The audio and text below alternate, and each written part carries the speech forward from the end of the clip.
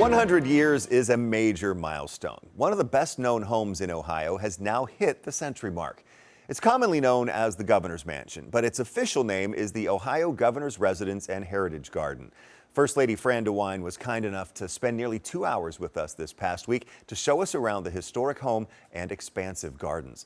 It's a story you'll see only on 10 TV. The Governor's Residence and Heritage Gardens sit on 3.5 acres on the corner of North Park and Maryland Avenues in Bexley. The 16,000 square foot home with 25 rooms was built in 1925 by businessman Malcolm Jeffrey in the Jacobean architectural style. And this is the welcoming foyer. So if you walk in, you'll see this huge, I kind of love the doors in this house, Not only are they beautiful arches, but if you see the thickness of the doors, I think this is really pretty amazing, the thickness of this door. And, the cute little things like the little peephole. This is one of my favorite doors right here, the little peephole. So it's kind of a fun entrance. First Lady Fran DeWine showed us some of the historic and artistic touches throughout the home. Most of the art was done by Ohio artists or is on loan from the Ohio History Connection. And so one of the things I wanted to point out was this is part of the Buckeye Suite. When Janet Voinovich was First Lady, William Seal, who's a designer, architect, did a lot of work at the White House, also did our State House when we did the renovation. And he did some work here. And so Janet Voinovich gave him like a banana box full of Buckeye branches, and he had the Buckeye Suite. He had these hand carved. So I think they're really kind of cool. They've got you can see the Buckeyes. Some people just look at them as ornate, but when you actually focus in on that being a Buckeye branch and Buckeyes, I think that's kind of cool. You were talking about this painting that's here above the stairs. So this was done by Howard Chandler Christie. And it actually, belongs to the History Connection. But it's been on loan here. Actually, Janet Voinovich, since Janet Voinovich was First Lady, and I think it's kind of significant that he's a very famous artist. He did the Battle of Lake Erie, which is actually here at the State House and at the U.S. Capitol, and he did the signing of the Constitution at the U.S. Capitol. But he was born in Morgan County, in Ohio. The home was donated to the state in 1955. This old film from 1957 shows craftsmen renovating the home, working on the ornate windows and main staircase, getting it ready to become Ohio's executive residence. Governor C. William O'Neill was the first governor to live here. Governor Mike DeWine is the 11th. Which room are we entering now? So we're entering the dining room, and this is a room that we use a lot, when Mike was first elected. One way that we got to know all the legislators, the people in the General Assembly, is inviting them a few at a time for breakfast. And that was, I could talk about the Imagination Library, Mike could talk about some of the things he wanted to do. They could tell us their feelings. So it was a good way just to get to know everybody. And so this is the living room, and it's a special room. We love having the piano. Here it's a Baldwin piano made in Cincinnati, Ohio. And this is a very comfortable room. The Kasichs did not live here, but Karen Kasich did an incredible job of returning it to its original colors and putting comfortable furniture in as well so that you could live as a family and entertain, and not all antiques. And so she put these beautiful blue sofas here. And this is Elijah Pierce, a Columbus artist. This is a portrait of him. He was a barber, and he did a lot of wood carvings, mostly of Bible stories. How significant is it that this house is now 100 years old? Well, I think it's exciting. It represents a place in time, when Columbus was growing, and this was the suburbs, and beautiful homes being built here. And I think any elegant house needs to celebrate its 100th birthday. And what do you enjoy about living here? I enjoy having company here. I enjoy, it's a beautiful house, beautiful gardens, and I enjoy showing it to people, when we have guests. letting them be able to walk around and look at it. And I always tell them, this isn't my house. You know, this is our house. This is Ohio's house. And so I like to show it off. I think I've done interviews with the governor Yes. in this room before. This is one of his favorite places to do interviews. This is the governor's study. That's what's known as the governor's study. And if you look at the old pictures, these chairs, and this has been here for a long time. So it's really kind of cool. The big globe here, Janet Voinovich bought this at a tag sale, and it's at a tag sale locally.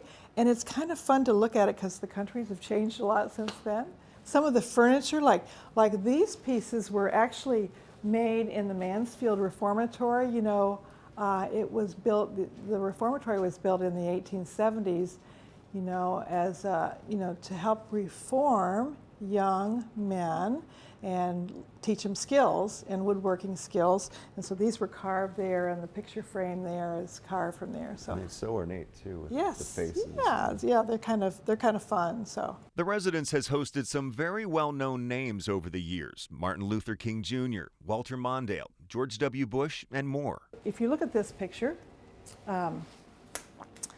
this is Governor C. William O'Neill, and this is John F. Kennedy and Edward Kennedy.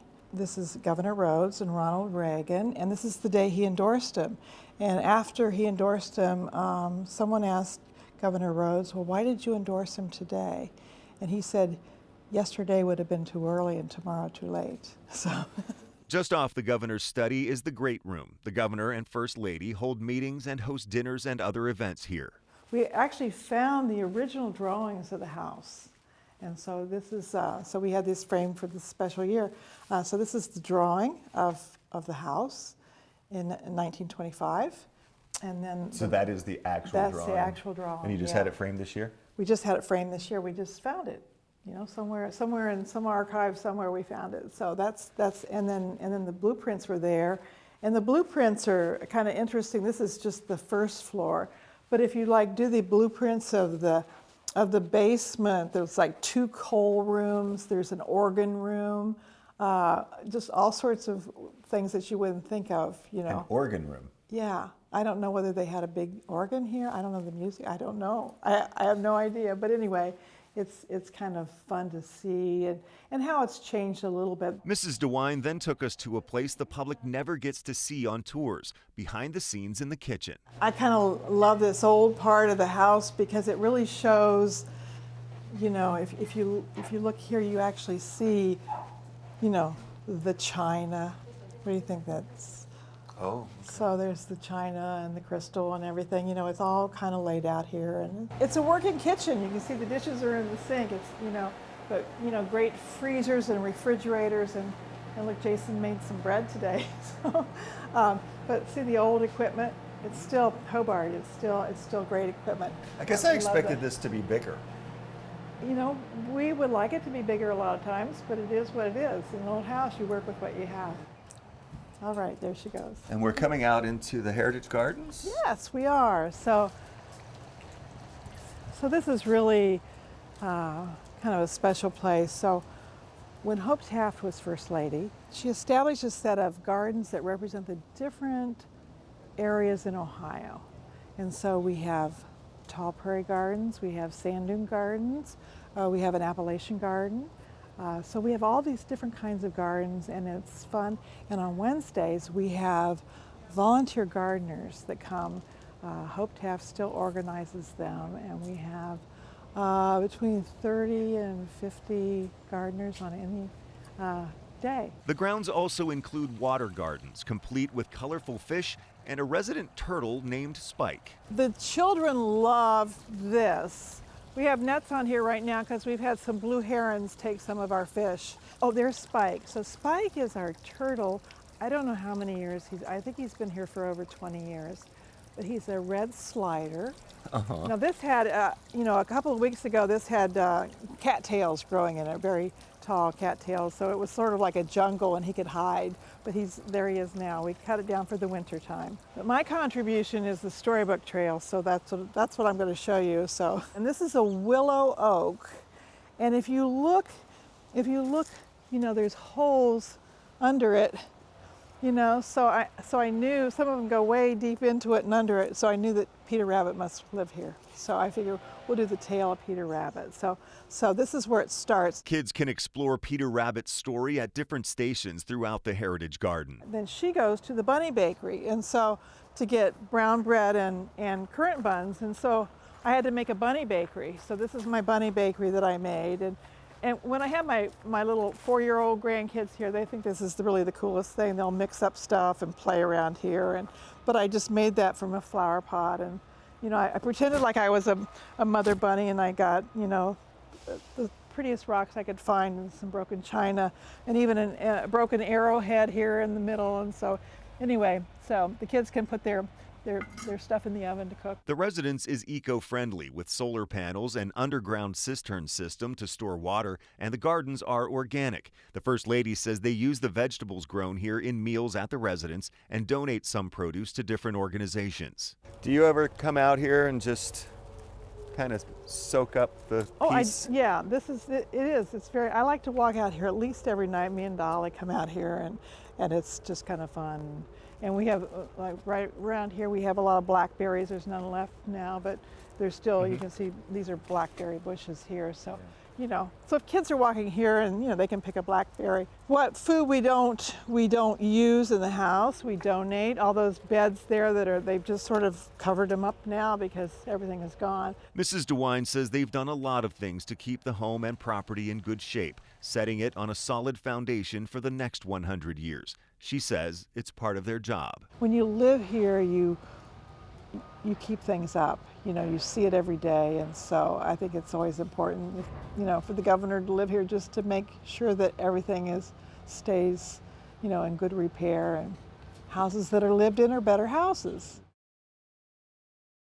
And you may have saw her there, the Dolly, the First Family's dog, followed us around the entire tour. And speaking of tours for the public, you can take a tour of the governor's residence and Heritage Garden. They are offered most Wednesdays throughout the year with special hours in December. You can schedule a tour on the Friends of the Ohio Governor's Residence website. The organization describes itself as a privately funded nonprofit dedicated to the preservation, conservation, and education of the historic home.